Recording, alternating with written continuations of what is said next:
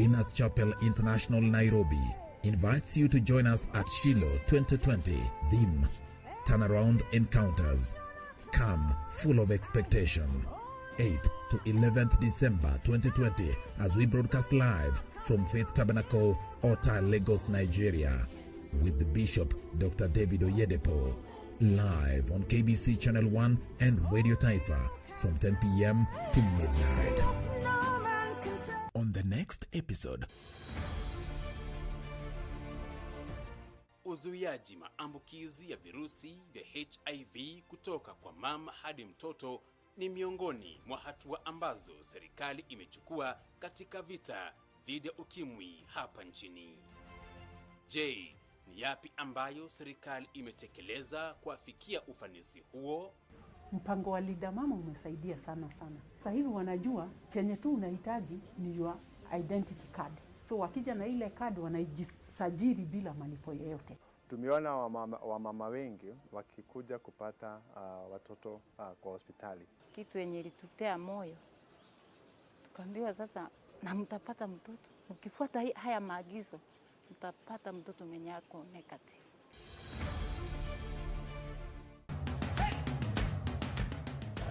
Haya! Mtumishi! Ni wewe? Ni mimi. Ulitoa pikipiki? Mulitani sitaomoka. Ni yako? Hii nduti ni yangu. Niliwahi pale Quickbit. Quickbit? Quickbit imekuja kusaidia wananchi kama sisi.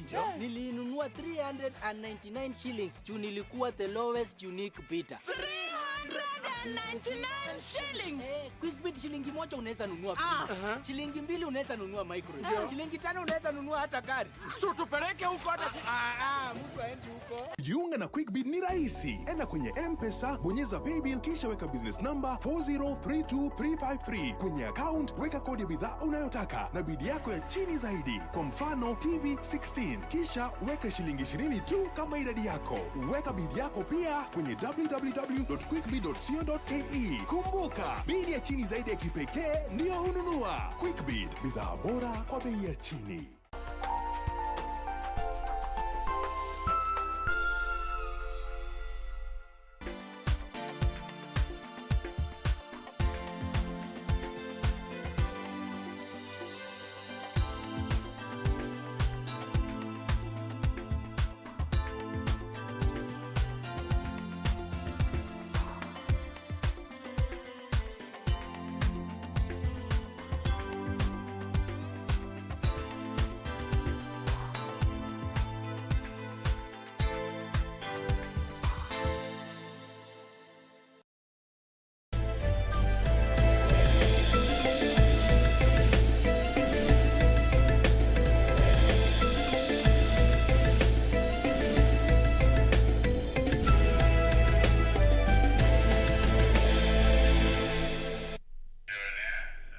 Na hujambo mpenzi mtazamaji, karibu kwenye darubini ya Channel 1 leo ikiwa tarehe 8 mwezi wa 12 mwaka 2020, ambapo tumekuandalia mambo mengi tu, ikiwa pia hii leo namshikia zamu mwenzangu Boni Musambi, na tumekuandalia taarifa kuhusiana na sekta ya madaktari, afya na vile vile spoti na biashara. Lakini kwanza mtazamaji, tupate vidokezo.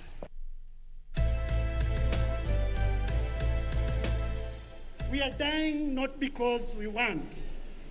We are dying not because we are careless. We are dying because we have been neglected and abandoned. Leo usiku wakikutuita tutakuwepo kwa ajili ya kutengeneza kauli ama kukubaliana turudi kazini. Wahudumu wa afya wanaogoma wasema wako tayari kwa mashauriano na serikali ili kukomesha mgomo huu unaoendelea. Today 521 people have tested positive for the virus from a sample size of 4,721. Kenya yanakili visa 521 zaidi vya COVID-19 na kufikisha 88,100 jumla idadi ya visa, huku watu 14 zaidi wakiaga dunia. Wakati huo Rais Uhuru Kenyatta akariri haja ya ushirikiano baina ya mataifa, washirika wa kimaendeleo na taasisi za kifedha kukabiliana na athari za janga la COVID-19.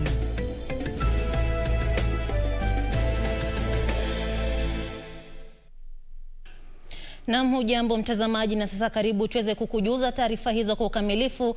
Jina langu ni Sarafina Robi, mwenzangu wa ishara ni Lucy Mwaura. Kumbuka pia unaweza kuzipata taarifa hizi kwenye mitandao ya kijamii pale Facebook na Twitter @KBC Channel 1 na @Sarafin_Robi.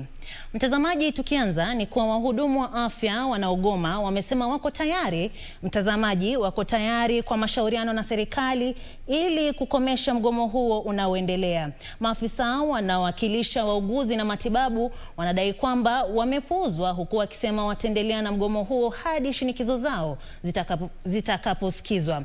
Wahudumu hao wanalalamikia kwamba ukosefu wa vifaa vya kujikinga umewaweka katika hatari ya kuambukizwa ugonjwa wa COVID-19. Purity Museo anatuarifu zaidi.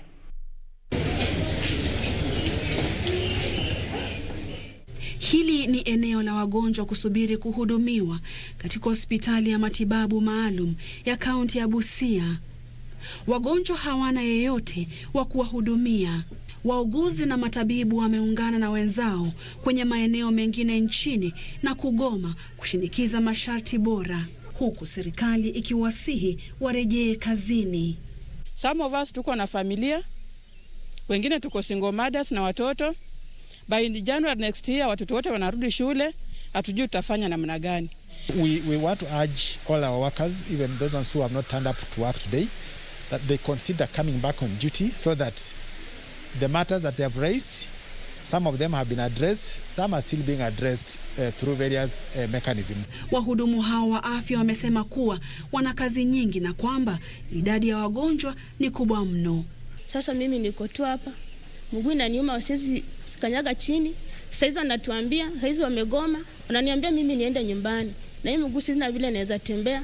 Tangu asubuhi leo vile mgomo imeanza, tujakula chochote, tujadressiwa.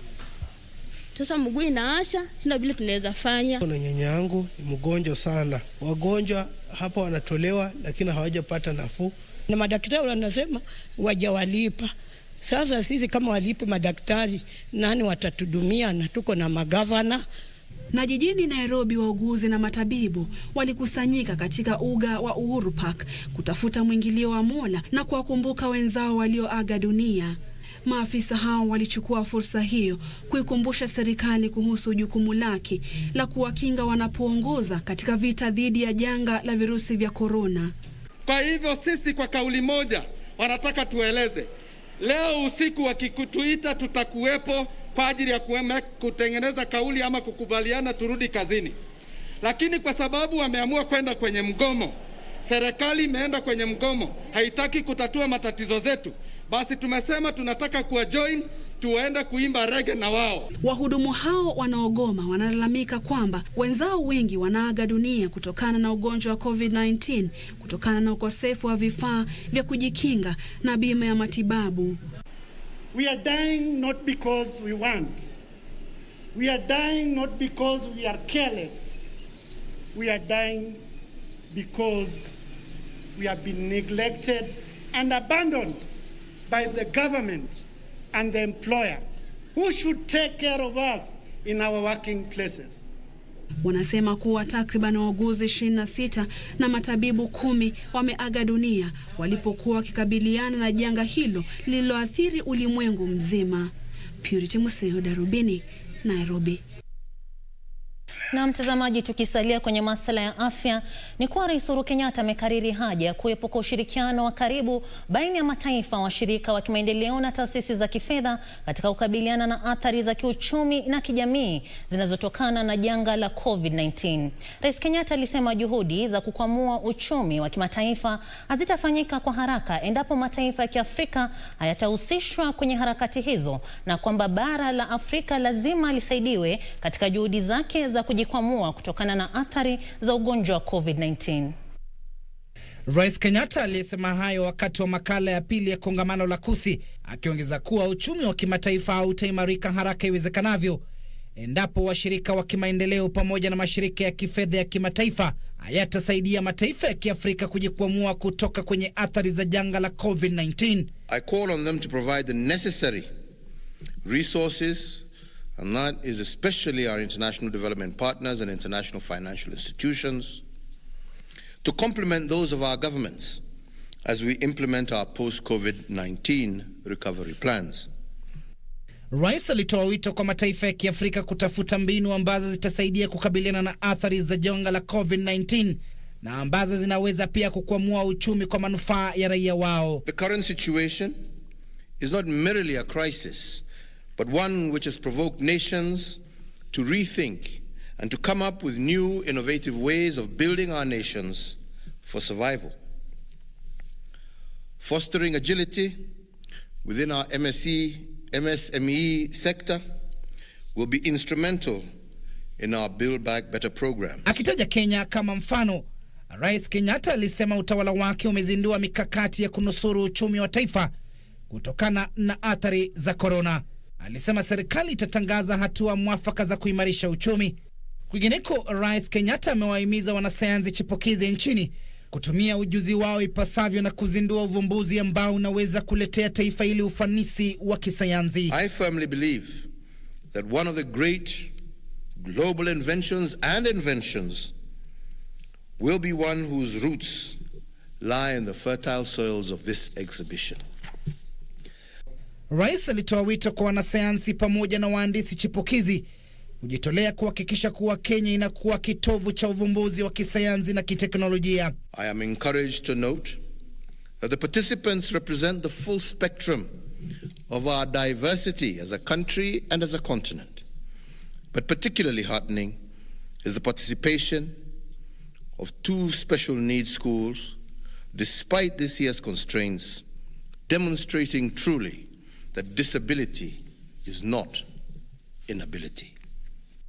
Rais Kenyatta alisema kuwa akiwa mdhamini wa chama cha wanasayansi chipukizi nchini, anajivunia jinsi chipukizi hao walivyokabiliana na changamoto zilizotokana na janga la ugonjwa wa COVID-19.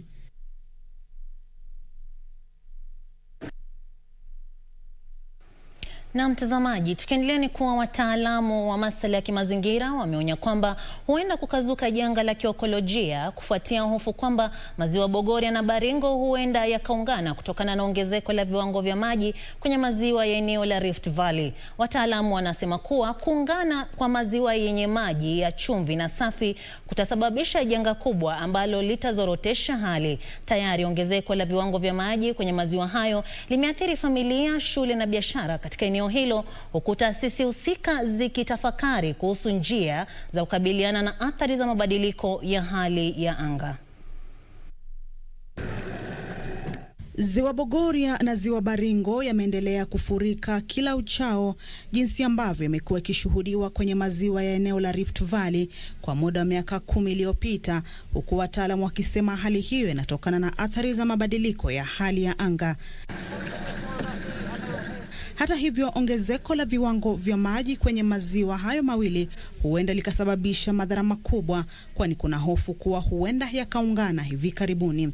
If you look at what is happening here, we have a freshwater lake here, and up there we have a saltwater lake.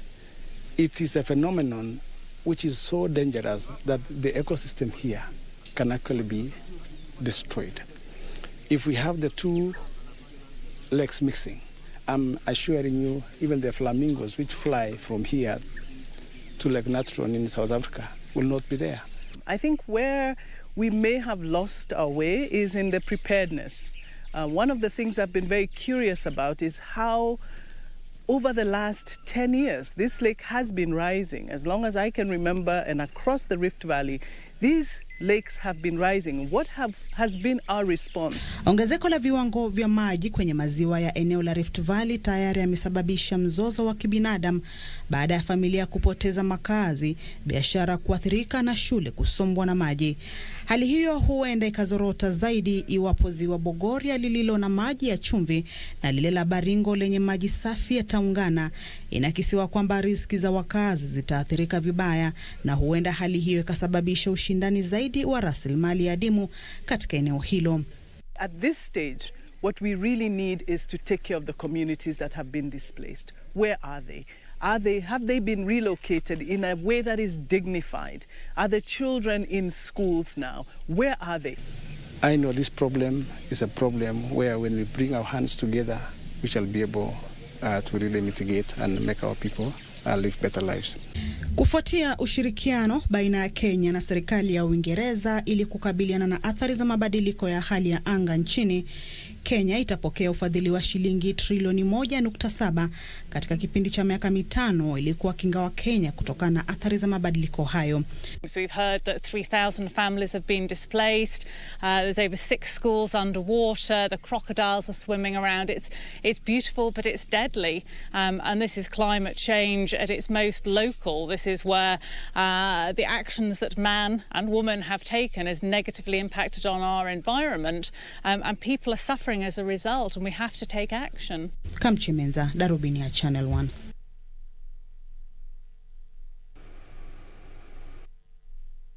Na mtazamaji, tukiendelea ni kuwa shirika la huduma kwa wanyamapori nchini KWS limezindua bidhaa ya usafiri kwa jina Zuru inayolenga kuwahimiza Wakenya kuzuru mbuga na hifadhi za kitaifa nchini. Mkurugenzi mkuu wa shirika la KWS, Brigadier mstaafu James Waweru, amesema kuwa kampeni hiyo inanuia kuwahamasisha wananchi kuhusu aina mbalimbali za wanyama na mimea humo nchini. Burudani ilishamiri kwenye hafla ya uzinduzi wa mpango wa Zuru unaonuiwa kuwahimiza Wakenya kuzuru mbuga na hifadhi ili kufurahia aina mbalimbali za vivutio vya utalii. With this campaign, we have an opportunity to look at a brighter and fun side of things in the year to come. It allows us to find joy, and the campaign gets us out of our houses, and that's what we're planning to do, so that we can go out to our parks and reserves and conservancies where we can enjoy God's gift of wildlife and bonding activities, of course, within the parameters as provided for by the Ministry of Health. Mkurugenzi mkuu wa shirika la KWS, Brigadier mstaafu James Waweru, alisema uzinduzi wa mpango wa Zuru umejiri siku chache tu baada ya nchi hii kupata tuzo ya kimataifa ya eneo bora zaidi la utalii kwa mara ya 8 kwenye maonyesho ya mwaka huu ya utalii duniani. If you want to see dolphins, go to Kisita Mpunguti in Kwale. If you want to see where the whales breed, those happen at Watamu. At the marine reserve there, and many other areas. So they are vast and diverse. Lawrence Masharia almaarufu Terence aliteuliwa kuwa balozi wa Zuru. Miongoni mwa mbuga hizo ni ile ya Tsavo ambayo ndio kubwa zaidi nchini, iliona zaidi ya ndovu 12,000. Wageni kwenye mbuga na hifadhi hizo zote kote nchini watapata zawadi kutoka kwa shirika la KWS wakati wa msimu wa sikukuu. Ni hatua ambayo itaweza kuuza Kenya kama eneo bora ya utalii. Wakenya wahimizwa kutembea na kuzuru maeneo mbalimbali nchini katika juhudi za kuinua uchumi wa nchi hii na pia kuinua sekta ya utalii. Irene Mchuma Udim, Darubini ya Channel 1 katika kaunti ya Nairobi.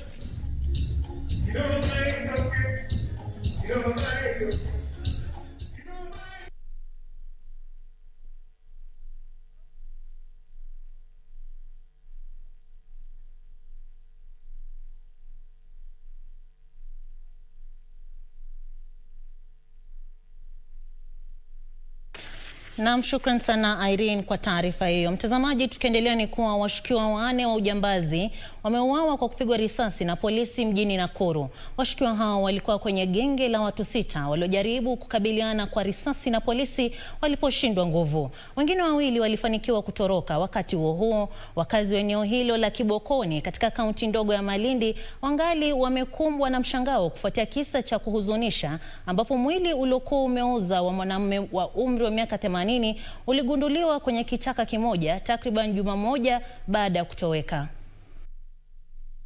Ilikuwa siku ya 40 kwa washukiwa 4 wa ujambazi waliokuwa na silaha ambao waliuawa kwa kupigwa risasi kufuatia makabiliano ya risasi na polisi katika eneo la Section 58 mjini Nakuru. Received information that there were thugs who were planning to carry out a robbery. So we met and planned for the counter with a view of preventing the occurrence of that robbery. So unfortunately, when the robbers were sighted, They were in a Probox registration number KCE 475X. Afisa upelelezi wa jinai katika kaunti ya Nakuru Anthony Sunguti aliyeongoza operesheni hiyo alisema kuwa maafisa wa polisi baada ya kupashwa habari walitibua jaribio hilo la wizi mjini Nakuru lililotekelezwa na washukiwa hao waliojihami.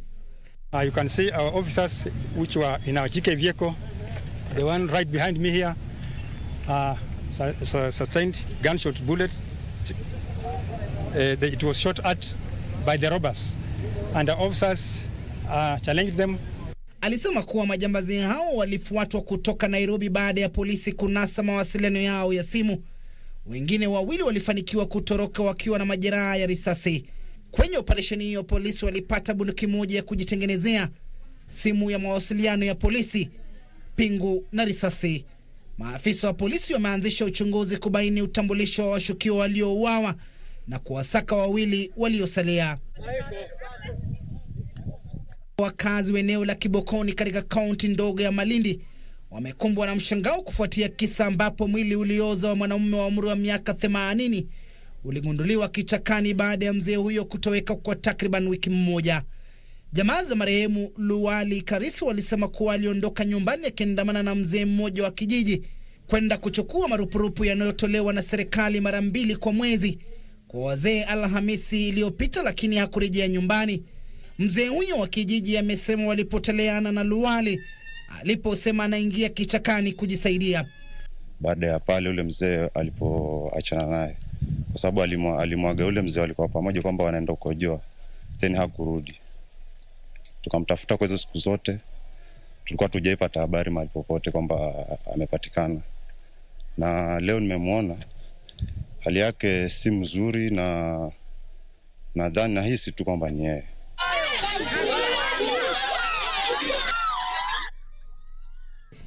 Na kizaazaa kilizuka huko Kiambaa, kaunti ya Kiambu, baada ya umati wa watu waliokuwa na ghadhabu kumvamia mwanamume mmoja aliyemuua mkewe.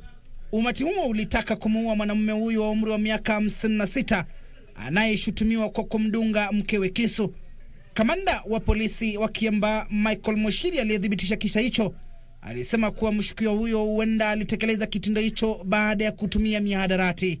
Bibi yake na yeye anajiweka juu, ni kukatwa na katwa, sijui kama atakuwa nini, atakuwa hai ama nini. Sasa nikasirahi hata mimi, nikaiuliza hawa na wanapendana, ni nini wanafanya? Timothy Kipnusu, Darubini ya Channel 1.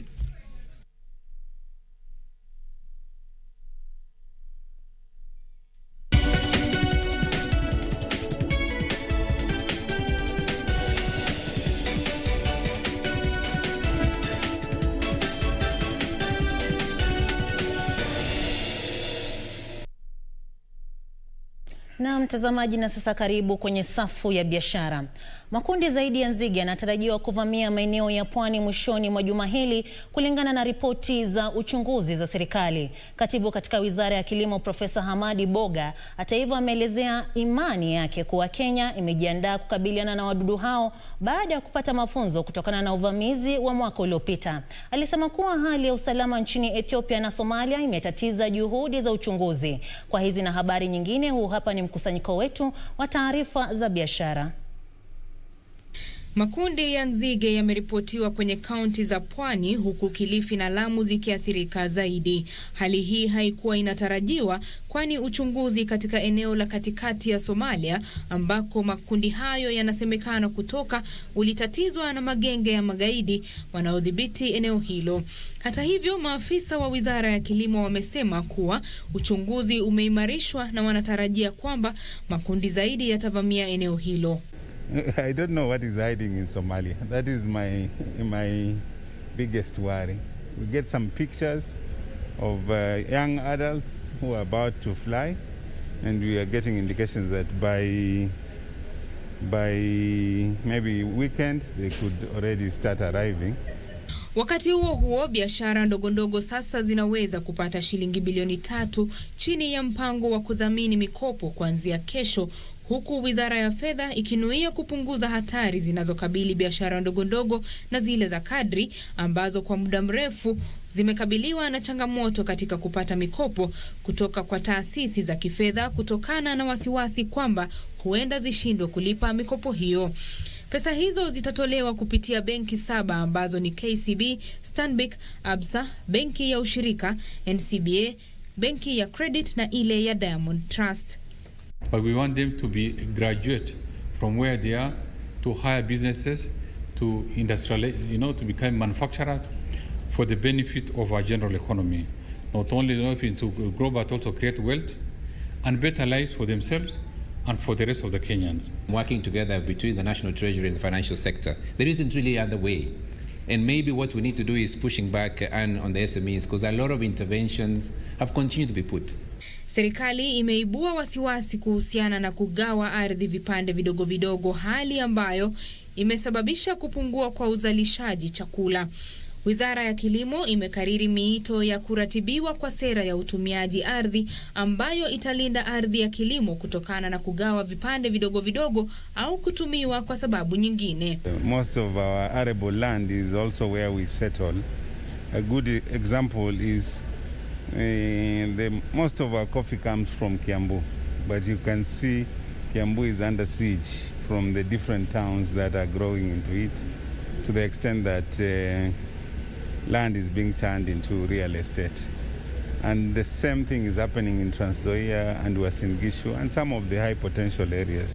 Betty Kiptum, Darubini ya Channel 1.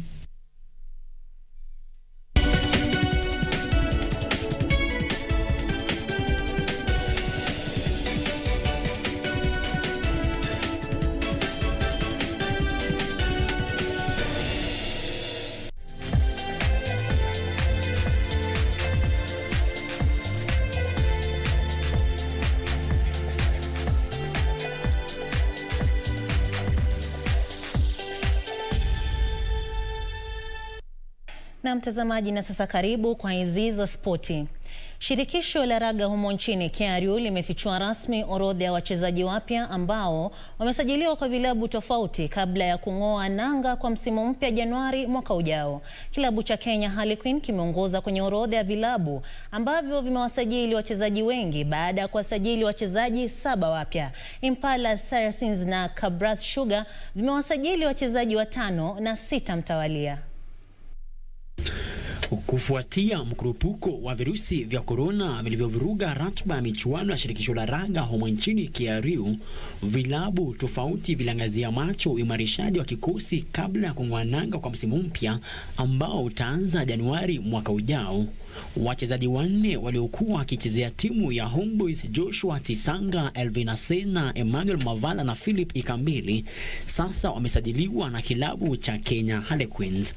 Brian Onyando aliyechezea timu ya Polisi msimu uliopita pia amejiunga na timu hiyo sawa na Havia Kipngechich na Isaac Wafula waliosajiliwa kutoka Impala Saracens na Western Bulls mtawalia. Kabras Sugar imewasajili wachezaji 6 wapya akiwamo Teddy Akala na Derek Ashundu kutoka kilabu cha Western Bulls. Alfred Orege pia amejiunga na kilabu hicho kutoka timu ya Main Machine. Wakati huo Impala Saracens imemsajili nyota wa timu ya taifa Ken Moseti na Nesta Okoch kutoka KCB. Wengine ni Martin Juma, Teddy Ratemo na Albert Obura. Frederick Muki, Darubini Michezo.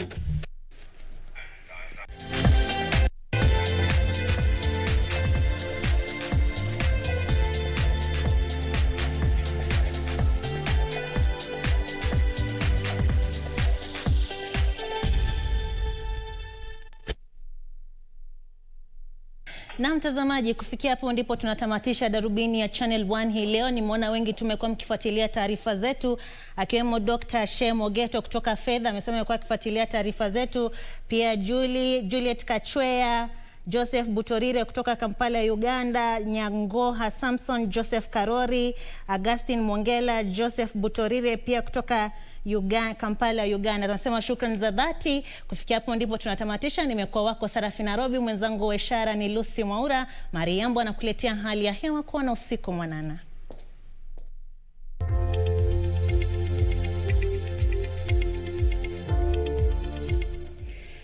Ni wasaa wa utabiri wa hali ya hewa popote ulipo na tubayo mzima. Naitwa Mari Yambo. Maeneo ya Kitale, Kisii, Eldoret usiku wa leo kutakuwa na mvua katika maeneo machache itakaandamana na ngurumo za radi. Hapa Nairobi baadhi ya maeneo tu sawia na sehemu za Nyeri na Meru, na pia kufikia maeneo ukanda wa Pwani, Mombasa, Lamu, Kilifi.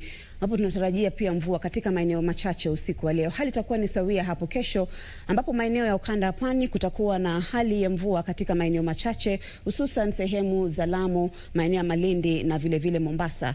Maeneo ya kaskazini mashariki mwa nchi, japo tunaona kwamba kutakuwa na vipindi vya jua, pia kuna uwezekano wa manyunyu ya mvua katika maeneo machache tu, hususan sehemu za Moyale, Marsabit na Garissa. Katika sehemu za hapa Nairobi, japo vipindi vya jua vitakuwepo, pia kutakuwa na hali ya mawingu na pia kuna uwezekano wa mvua katika maeneo machache sawia na sehemu za Meru, Nyeri na vile vile Murang'a. Katika sehemu za Machakos, Makindu, Kitui tutarajia kuanza siku kwa hali ya mawingu itakayopisha vipindi vya jua na pia kuna uwezekano wa mvua katika maeneo machache.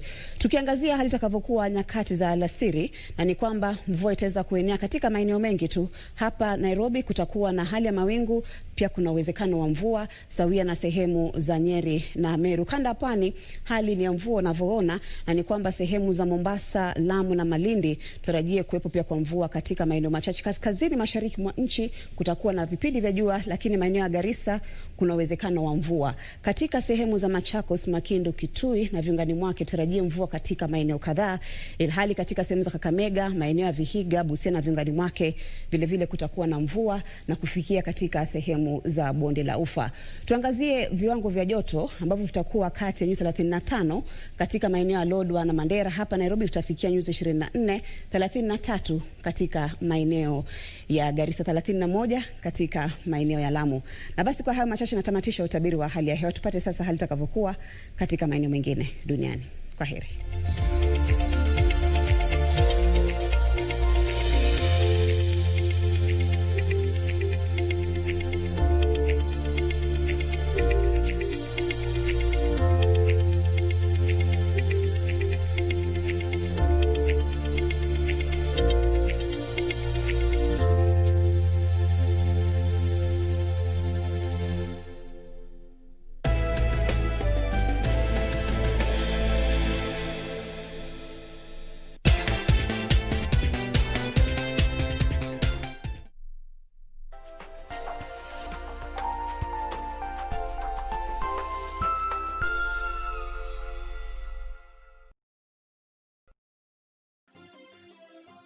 Vera Beauty College.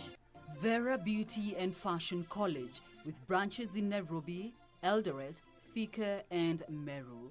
Did you know that we are a TVET approved institution? We offer courses in fashion design, interior design in soft furnishing, event decoration, flower arrangement, event planning, hairdressing, barbering and dreadlocks, beauty therapy, makeup, nail technology, spa massages, teaching skills, TOT, solo business management, and many more.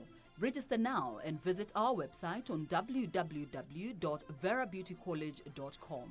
You can also call on 0725 923 550 Nairobi branch, 0728 087 689 Eldoret branch, 0722 227428 Thika branch, 0725 000-706 Meru branch. Vera Beauty and Fashion College, a TVET approved institution.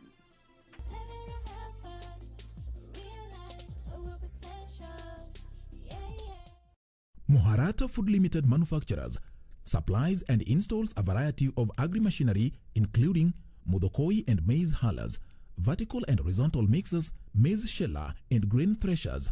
We also manufacture electric and diesel posho mill, small and large silage choppers, cold oil press, hay shredders, roll mill and sifted mill, crusher and many more. For more information, call us on 0735 597 509 or 0706 618 847 in Nairobi, or 0751 750 885 or 041 223 0332 in Mombasa. Moharata Food Company Limited. Our 35 years experience, your guarantee. Haya! Mtumishi! Ni mimi. Ulitoa pikipiki? Mlitani sitaomoka. Ni yako. Hii nduthi ni yangu. Niliwahi pale Quickbit. Quickbit? Quickbit imekuja kusaidia wananchi kama sisi. Nilinunua 399 shillings. Juu nilikuwa the lowest unique bidder. 399 shillings. Quickbit shilingi moja unaweza nunua free. Shilingi 2 unaweza nunua micro.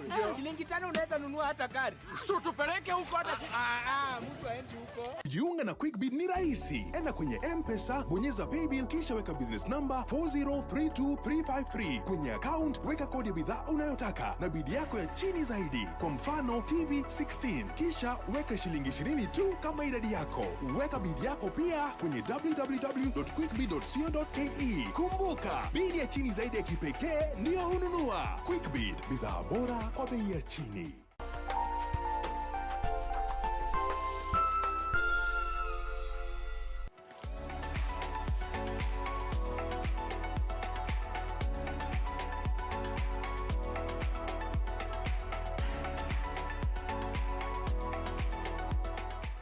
Anachukua, anaweka, Karibu kwenye Quickbit. Shamra za Christmas zimeanza. Kwa majina naitwa Kate Rera. Nami najulikana kama mtumishi Asande yes. Na kuambia mtumishi alikuwa kwa ground akipeana bidhaa kadha wa kadha. Watu pale kwa ground wanajishindia nini na nini? Mimi nakwambia watu kwenye ground wanachukua manduthi, wanachukua masimu, wanachukua mafridge, wanachukua makaskuka. Sasa ni Probox tumepakisha hii Christmas. Nakwambia wekelea bid kwenye quickbit.co.ke na wewe ndiye utakuwa the lucky bidder ama mnunuzi wetu bora. Ni rahisi sana kuwekelea bid. Unaenda pale kwenye lipa na M-Pesa. Oh yes. Paybill number yetu ni 4032353. 4032353. Kisha unaenda kwenye account number unaweka, kama leo tunauza simu aina ya Tecno. Account number unaweka TC, hiyo ndio kodi ya pesa ile tunapeana. Kisha unaweka 5. TC7. TC 87. TC 92. Alafu kisha unaenda kwenye amount ni 20 bob peke yake, shilingi 20, alafu unaweka pin namba yako ya simu.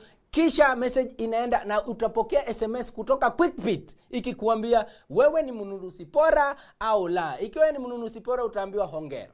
Ikiwa wewe si mnunuzi unique utaambiwa endelea kuwekeza kabla tufunge auction yetu. Pale saa 1 jioni ndio tunafunga auction, lakini tutafungua saa 12 asubuhi. Oh yes. 6 to 7 am unaweza wekelea bid pia kwenye quickbit.co.ke. Na ukiekelea bid vinoma tena sana, tutakupigia wewe pale nyumbani tukujulishe ni vipi utapata hii bidhaa ambayo uliwekelea bid. Are you our lucky bidder? Wote tumpigie simu ili tumpe bidhaa yake. Aliwekelea bid ya simu aina ya Oppo. A93. My friend. Wacha tumpigie rafiki yetu tuone anakuendaje. Hello, pana Dennis Kipchumba Kemboi. Yes. Unanisikia? Nakusikia. Mimi ninaitwa mtumishi kutoka Quickbit na niko na mwenzangu hapa Kate Rera. Yes. Uliekelea bid yako kwa Quickbit? Niliekelea. Uliekelea ya ngapi? Niliekelea 57. Very nice. Na huko kwa hii nchi yetu tukufu uko pande gani? Natoka upande wa Eldoret. Eldoret. Elgeyo Marakwet. Elgeyo Marakwet. Yeah. Ulipata hapa hii habari ya Quickbit? Ati? Hii habari ya Quickbit ulisikilia wapi? Nilisikia kwa radio alafu. Radio gani? Radio gani? Radio Taifa. Radio Taifa. Haya, sasa tumekupigia kukuambia ya kwamba wewe ndio mnunuzi bora wa simu ya aina ya Oppo A93. Hapo wewe. Sasa ukiekelea bid siku nyingine usisime simu. Ati? Ukiekelea bid yako siku nyingine pia usisime simu, sawa sawa? Sasa ungependa kuambia aje watazamaji ama wale wanakusikiza? Ningependa kuambia waendelee kucheza hii Quickbit. Hiyo. Na kweli. Sasa kwenye Quickbit tutakuwa tunakupigia simu ujue vile utapata hiyo simu yako, sawa sawa? Sawa. Asante. Na niko na mrembo hapa anaitwa Kate. Asante sana shukuru. Wekelea bid tena tuone kama unaweza pata pia Probox. Haya, huyu anasema kongoi, asante sana. Baka amechanganyikiwa. Quick.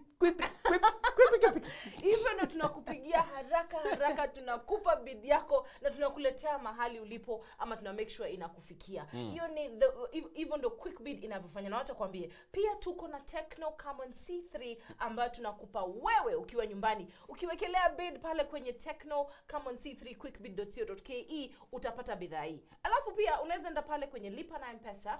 Pale kwenye paybill number ni 4032353 4032353. Kisha enda kwenye account number, wekelea kodi ya hiyo simu ni TC. Alafu unaweza weka TC na nambari ambayo unafikiria inakupamba. Kama wewe unaona aliweka 57, huyu mwingine unaweza weka 8, TC 500, 200 bas ambayo unataka. Kisha enda kwenye M-Pesa hiyo, weka 20 bob shillings only. Kisha utafinya okay na utapokea SMS kutoka QuickBid ikikuambia hongera. Wewe ndio mnunuzi bora. Wewe ndio mnunuzi bora, ama utaambiwa jaribu tena uwekelee bid yako. Kumbuka QuickBid tunakupa hizi bidhaa kwenye bei ya chini kwa chini. Chini kwa chini.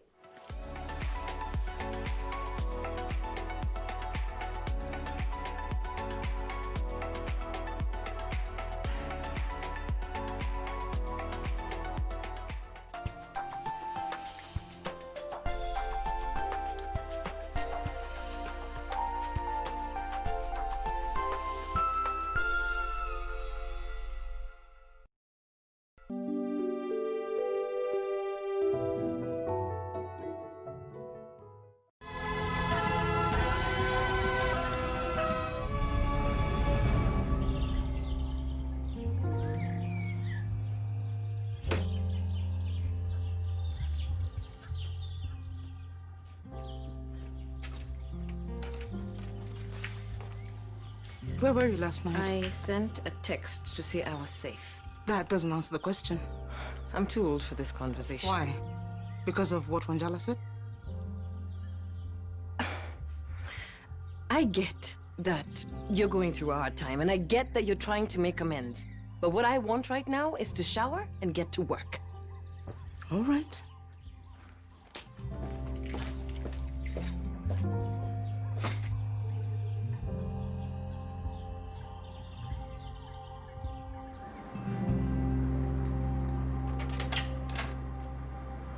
Wangoi, good morning. Morning. I'm sorry to drop in on you unannounced, my dear. But I wanted to check in.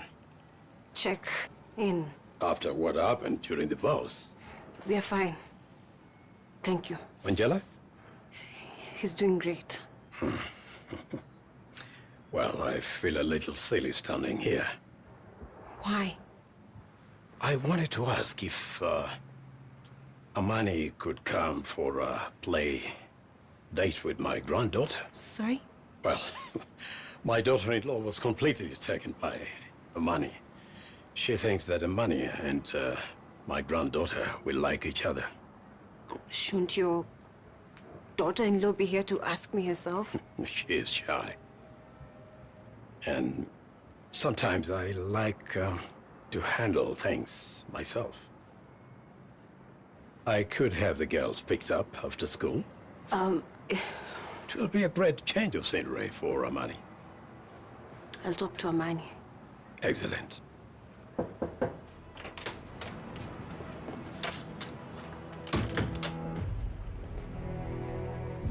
How are you? I'm very well. Ngoi, I should be going.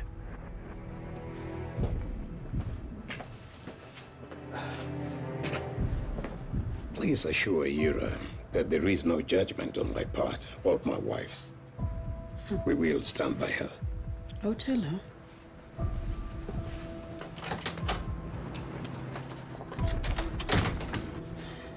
What does he think he's doing? Anawezaje kuja kwa nyumba yangu ku-issue threats? Threats? He wants Amani to play with his granddaughter, Trixie. Na hiyo sasa ni threat aje? He said he would pick them from school. Sorry.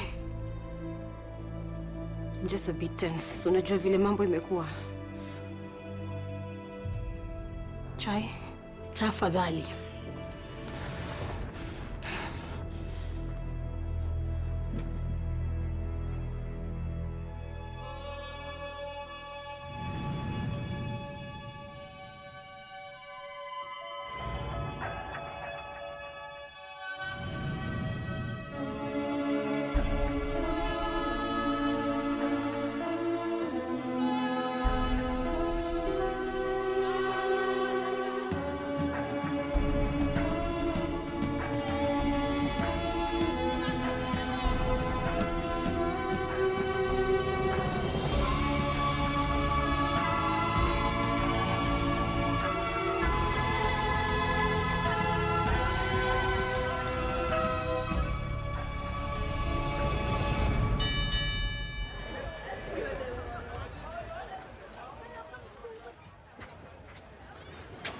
Thank you. I'm so happy I'm here. Pia mimi. Don't start. Don't start what? Telling me I need to speak to my mother. I wasn't. You were. I know that look. Vyovyote vile yeye ni madhako. I'm using that term very loosely right now. What does it even mean? Cheki. Siku moja pia utakuwa na watoi wako na watataka kujua grandmother yao ni nani. They'll have your mother. Basi kama uko poa hivyo na madhangu, mbona hutaki kusamehe madhako? Because your mother was framed. Mine lied for 21 years to people that she supposedly cares about. Hata na Mrs. si rahisi hivyo kwa mtu confess vitu kaa hizo. Yeah. Hi everyone. The man the entire family hates is Pamela's father. I get that.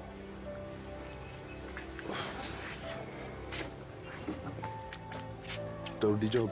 I would rather swim in a pool full of piranhas. Hungry ones. Pami. Don't worry, I won't ask you to take care of me. Sikumaanisha hivyo. I'll find something else. Anything else.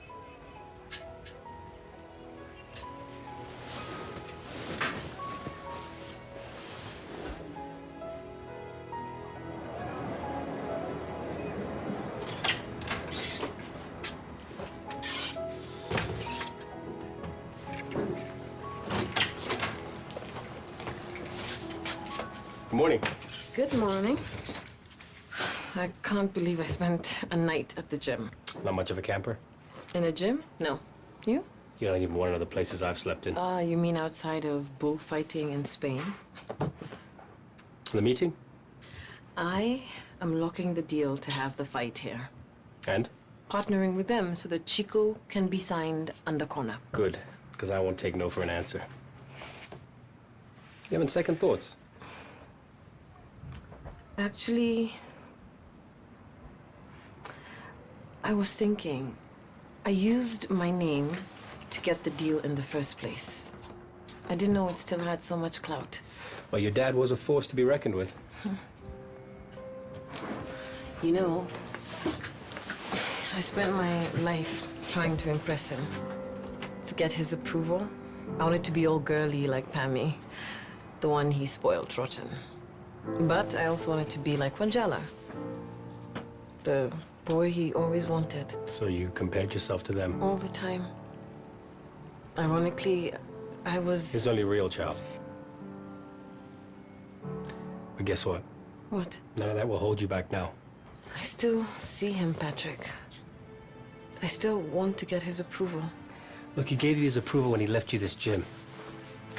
Now, the only person whose approval you need to get is your own.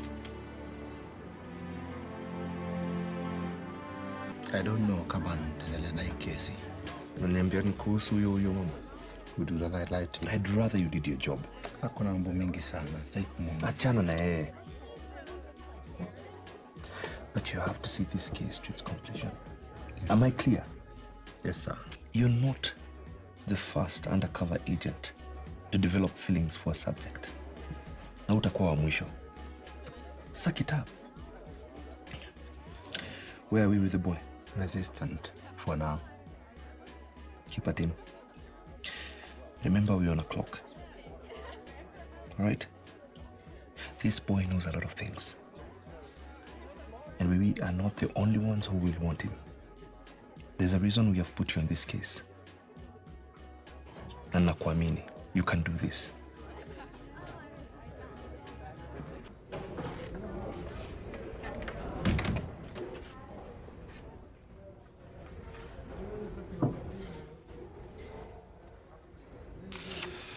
This is a first. Labda tuko in business. Really? When is the breakup happening? Leo usiku? Bado sija decide kuhusu time. Fanya leo usiku.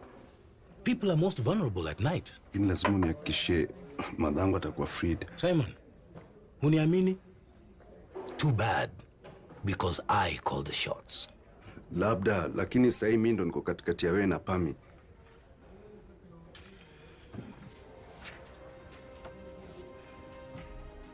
Usijidanganye wewe. Nukta mbili tu unaweza jikuta huko tororo. You should feel lucky that I'm involving you in this. Nashukuru na pia mimi ulan kutoka kwako. Lazima ukishedili kusekiwa kabla uchukue. Or I could have you dealt with by my people. Unaweza do hivyo, lakini ndoto wako atamesia kusio story. Aje.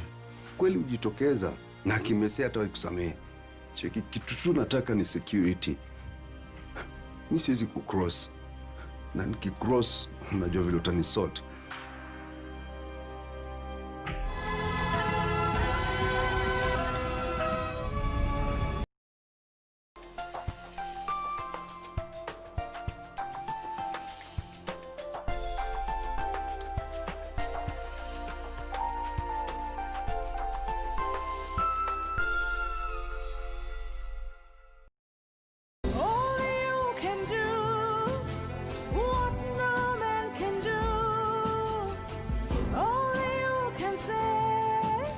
Winners Chapel International Nairobi invites you to join us at Shiloh 2020.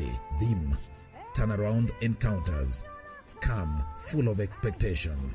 8th to 11th December 2020 as we broadcast live from Faith Tabernacle, Ota, Lagos, Nigeria, with the Bishop Dr. David Oyedepo. Live on KBC Channel 1 and Radio Taifa from 10 p.m. to midnight. A love from the past will mark the love from today. I love you, Mauro. I love you like I have never loved before. Now the same obsession that ruined the past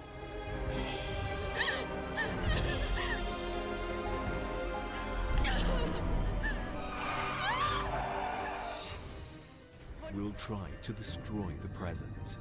Only this time, love will have more than one obstacle ahead.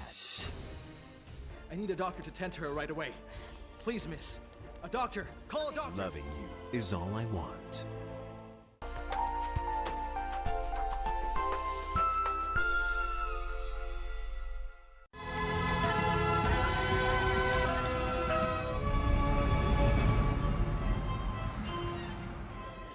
This place has the best duck in town. Do you also think so? I've tried the salmon. Salmon? Thank you. Well, I try not to order fish unless the place specializes in seafood. Oh, I hear what you're saying. Worst case of food poisoning I ever had was in a Thai restaurant. I ordered a pasta dish. Obviously. The ingredients must have sat there for weeks. But I can vouch for the salmon here. Friends with the chef. Oh, personal friends? I could introduce you. This town is all about who you know. And how to get them to do what you want.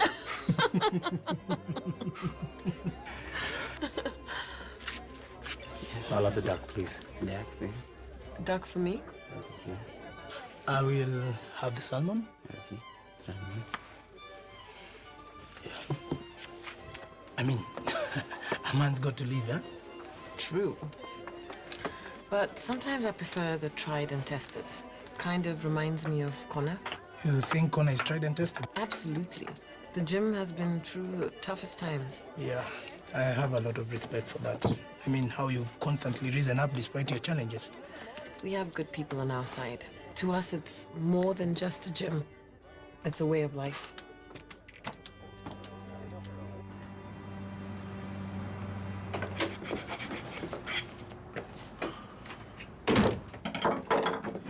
Oh, I still can't get past the fact that you now live like a human being. What do you want, Tasha? Water, juice. Look, I don't have time for these games today. Honestly. Fine. I've come to tell you that we have a meeting with the promoters. Are you ready? Yes. Remember, you're now managing yourself. But be sure I'll hold your hand all the way. Tasha! Anywho, you need to look like you know what you're doing, or they'll take you to town. I know what I'm doing. Are you sure? You know, this is not child play. We could still get Julia to... I know what I'm doing. Okay.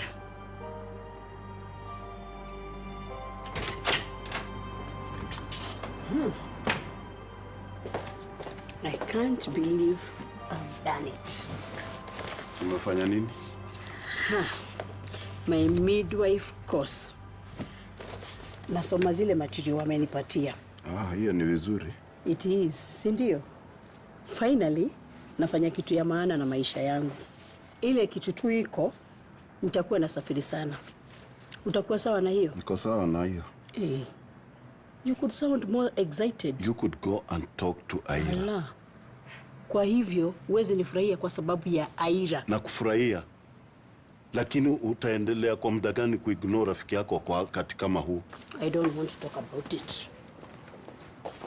Too bad. Kwa kusema ukweli binti, unanishangaza. Kumaanisha? Si wewe ndio usema ati mimi kila wakati shida ikitokea natoroka. Wewe umemwacha Aira kwa muda gani? Ni tofauti. Oh. So wewe ni fair weather friend. How can you ask me that? The way you are behaving. Mimi nimekuwa na wewe. Bado niko hapa baada ya hiyo miaka yote. Ni Aira tunazungumzia na kuhitaji. You think I don't miss her? Yeye kwanza ni angekuwa mtu wa kwanza kujua about my good news. Basi nenda uongee na yeye, umjulishe kuwa bado uko na yeye. Nahitaji muda to work things out. Nitawezaje kudeal na haya mambo yote? Hii haikuhusu wewe binti. Rafiki yako ana shida. Ikiwa mambo yatanizukia, utaendelea kuwepo. Mambo kama gani? Nenda uzungumze na Aira.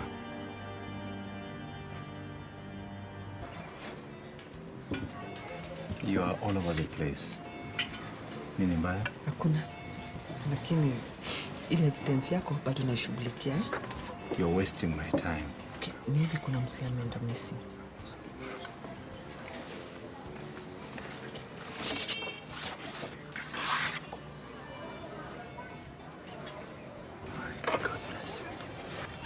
Kwani unamjua? Alikufa juzi kwa vita ya baa. Unamjuaje? Alikuwa vita ya baa. Basi lazima iwe ilikuwa ni... You better tell me what's going on. Basi karibu agundua tuwe ni karau. Really? Alafu, akina believe me, akina kuambia ukweli. I swear anakuambia ukweli. Alafu, kumtupanisha, nikamwambia mzee ndiye karau. Si wewe. Sasa amekufa sababu ya mimi. Listen, if it's over. I don't need your help anymore. Okay? Lakini bado naweza. Listen, you are endangering your life and this whole operation. Bado niko na info naweza kukupatia. Unajua ile mseni kwamba walikuwa na fight na Ambasi. Jina lake ni Walter. Old news. Kakando. I don't want to fish your body out of a river.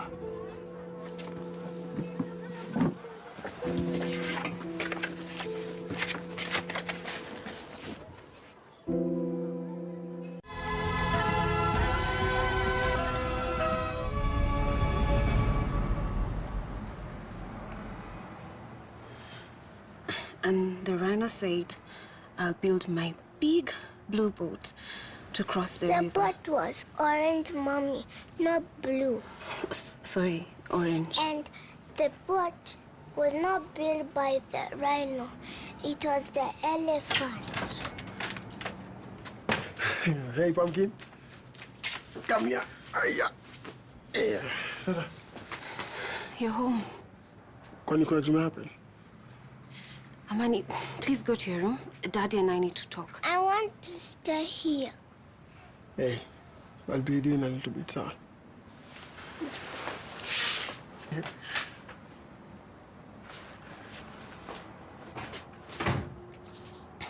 Walter was here.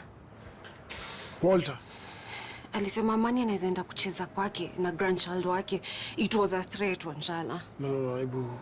Backtrack. Backtrack? My child is in danger. Walter is being too open. Na hizi hatamani. Unajuaje? Amani is the best way to get to you. Then as I stoop that way. They've used a child before, haven't they? Sorry. Sikuwa nafaa kusema hivyo, but I'm scared. For you, for my daughter. Usijidanganye ati they won't go all the way to get what they want. Wanjala, lakini wakiguza mtoto wangu. Can't touch Amani. Make sure of it. Ongea na Masinde.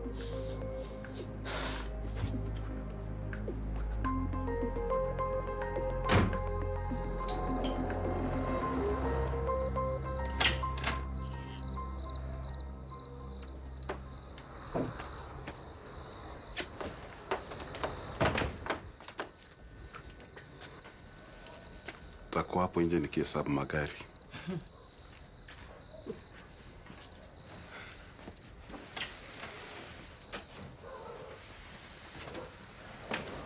Thank you for coming. You're not going to do those polite things, my dear. How are you?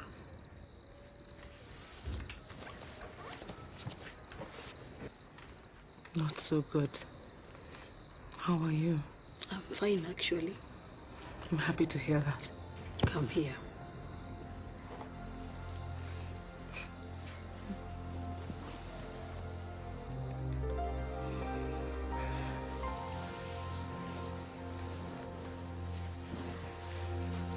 Lazima unafikiria mimi ni mtu mbaya. Mimi ndio mtu mbaya for not being there for you.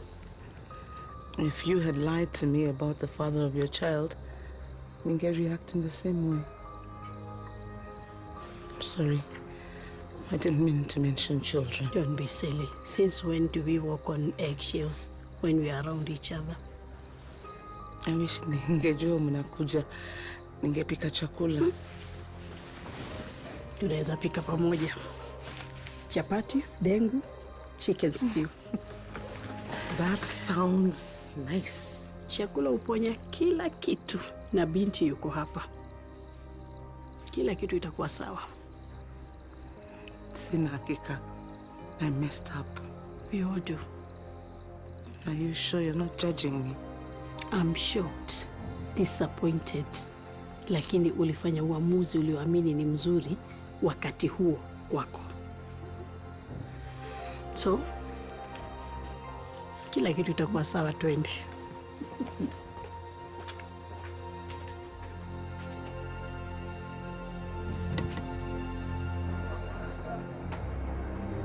I can't believe I'm sleeping in the gym. Maybe I should get a room until I am ready to go home. Wait. Where's the fun in that? Comfortable bed? Comfort is overrated and boring.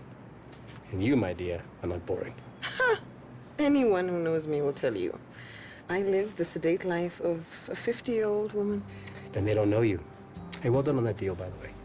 Oh, you mean that little thing of us partnering with Chico's promoters, hosting the fight? Ugh, child's play. Ugh, now you've gone and spoiled everything. How? We can't sleep in the same tent anymore. We're not 12 years old, Julia. I'm a lady. And sometimes a kiss is just a kiss, nothing more, nothing less. I guess I'm getting the left side of the tent tonight.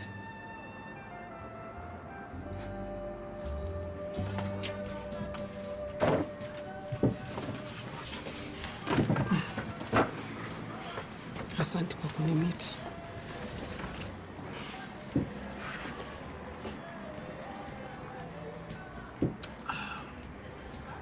Really happened? Kuna msee fulani amedead. And I think mimi nimesababisha kifo yake. Hebu anza from the beginning. Niliambia Ambasi yeye ni karau na ilikuwa ni uongo. sasa amedate. Lakini akona wife na walikuwa natarajia kama junior. Yani, au make sense. Utaanzaje kuambia basi mseni karao? Hiyo ni story mrefu sana. Lakini tu nilikuwa nataka kujua kama utani help. Wewe si ndikuwa na about wa basi. Lakini lazima stopishwe. Na nani kwambia ni lazima iko ni wewe? Mbona isiwe ni mimi? Okay, kaa basi nitauliza Pamela. Usijaribu kuongeza mtu iko shughuli. Okay, sawa, wenyewe uko right hapo sababu huu ni budake. Huu ni budake na akisi hata wewe hiyo story ilikucatch off guard. Yani unajua sijui bado kwa nini itakuwa imeti. Nikuwa tu nataka tu mtu wa kuongea naye. Kiwanja la mimi niko scared. Unajua ile siku nyingine hao mawatu wake walikuwa wananifuata. Yani mbona unashughulika na hii shughuli? Na hata ikuhusu. Mbeleni ningeachana naye lakini after wewe msi. Sasa huyu si labda yo madam tu ako home. Anangojea mhasi wake aende nyumbani hajui. Lakini nini nimefanya sasa?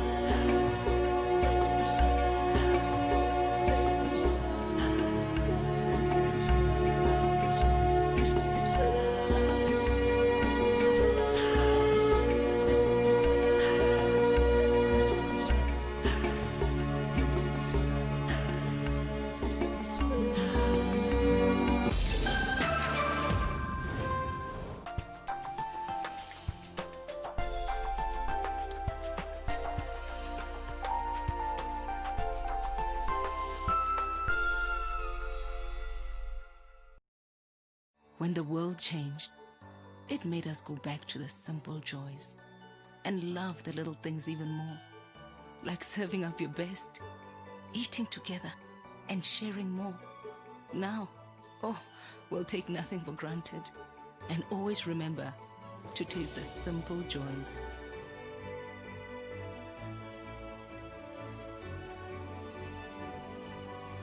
Enjoy the magic of Christmas with Coca-Cola. On the next episode. Uzuiaji maambukizi ya virusi vya HIV kutoka kwa mama hadi mtoto ni miongoni mwa hatua ambazo serikali imechukua katika vita dhidi ya ukimwi hapa nchini. Je, ni yapi ambayo serikali imetekeleza kuafikia ufanisi huo? Mpango wa Linda Mama umesaidia sana. Sasa hivi wanajua chenye tu unahitaji ni your identity card. So wakija na ile card wanajisajili bila malipo yoyote. Tumeona wamama wengi wakikuja kupata watoto kwa hospitali. Kitu yenye ilitupea moyo, tukaambiwa sasa na mtapata mtoto. Ukifuata haya maagizo, mtapata mtoto mwenye yako negative.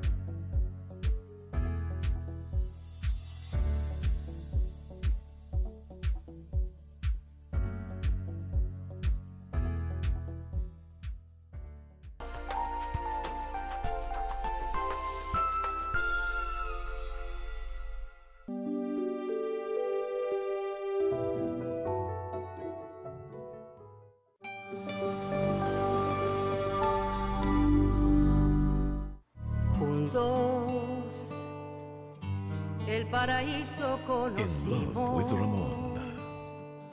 Nuestros amores infinitos, nuestros sueños, en una hermosa realidad los convertimos. ¿Cómo no amarte así? ¿Cómo no amarte así? Y fuimos dos corazones sin delirio, desenfrenado amor el tuyo y el mío. Venimos de un solo mar, un solo río, los 12 vientos de cariño nos dimos sin darnos cuenta, algo divino.